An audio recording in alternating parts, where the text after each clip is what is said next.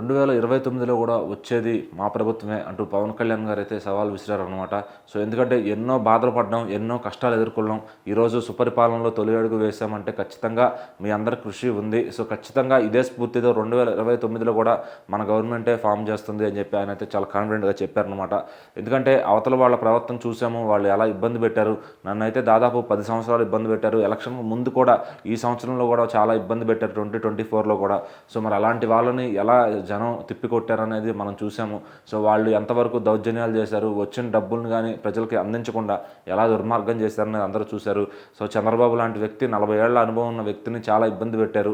So మరి ఆయన్ని చూసే మేము ఇంకా రాజకీయాలు నేర్చుకుంటున్నాం. మరి అలాంటి వ్యక్తిని ఇబ్బంది పెడతాం కరెక్ట్ కాదు. సో అందుకని మేము ఎన్నో ప్రయత్నం చేసి మన అందరూ కూడా చాలా బాగా నిలబడి జనాలు మంచి ప్రభుత్వం కావాలని ఈ ప్రభుత్వాన్ని నిలబెట్టుకున్నారు. ఖచ్చితంగా వాళ్ళ కోసం నిరంతరం కృషి చేస్తాం, శ్రమిస్తాం అని చెప్పి ఆయన అయితే చెప్పారనమాట. సో ఖచ్చితంగా అంతకుముందు ప్రభుత్వంలో ఎవరెవరు ఏ విధంగా ఎమ్మెల్యేలని ఎలా తీసుకెళ్లారు, జైలు పాలు చేశారు, అదంతా కూడా మాట్లాడారనమాట. సో ఖచ్చితంగా ఇంత కష్టపడి నా పార్టీ 2014 నుంచి ఎంత కష్టపడ్డాను, ఎంత లాక్కుని వచ్చాను, 10 ఏళ్ళు పట్టింది దాదాపు నాకు గెలుపుకి. సో మరి వాళ్ళు మాత్రం ఈజీగా పదవిస్తే దాన్ని దుర్వినియోగం చేసుకున్నారు. 2019 నుంచి 24 వరకు రాక్షస ప్రభుత్వం నడిచింది. సో వాళ్ళు చేయని దుర్మార్గాలు లేవు, వాళ్ళు చేయని ఇది లేదు అని చెప్పి కూడా ఆయన మాట్లాడారనమాట.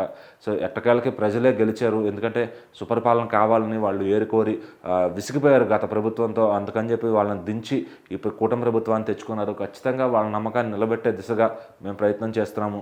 సో ఎవరికి కూడా లోటు లేకుండా ప్రతి సమస్య తెలుసుకుని ప్రతి నియోజకవర్గంలో కూడా అభివృద్ధి జరిగేలాగా చూస్తామని చెప్పి ఆయన అయితే చెప్పడం జరిగిందనమాట. సో ఏడాదిలో ఎంత సాధించామనేది ఆయన చెప్పారు. పెన్షన్లు కానీ, ఇసుక కానీ, దేనిలో కూడా అన్నా క్యాంటీన్ల విషయంలో కానీ అన్నీ ముందుకు వెళ్తున్నాయి. పిల్లలకి ఇచ్చే మధ్యాహ్న భోజనం కానీ ప్రతిదీ కూడా అన్నీ గుర్తు చేసుకున్నారనమాట. ఇకపై కూడా అన్ని విధాలుగా బాగా చేసుకుంటూ ఇంకా సంక్షేమాలు పెంచుకుంటూ వెళ్తాము, అభివృద్ధిని కూడా తీసుకుని వెళ్తామని చెప్పి కూడా మాట్లాడారనమాట. సో దీనిపైన అటు జన సైనికులకు కానీ తెలుగుదేశం వాళ్ళకి కానీ పూర్తి భరోసా అయితే వచ్చింది. సో మరి 2029లో కూడా మేమే అధికారం ఫామ్ చేస్తామని పవన్ కళ్యాణ్ గారు చాలా పక్కాగా చెప్పారు. సో మరి దానికోసం కూడా మేము వెయిట్ చేస్తున్నామంటూ ఎన్డీఏ నేతలంతా కూడా ఎదురు చూస్తున్నారు.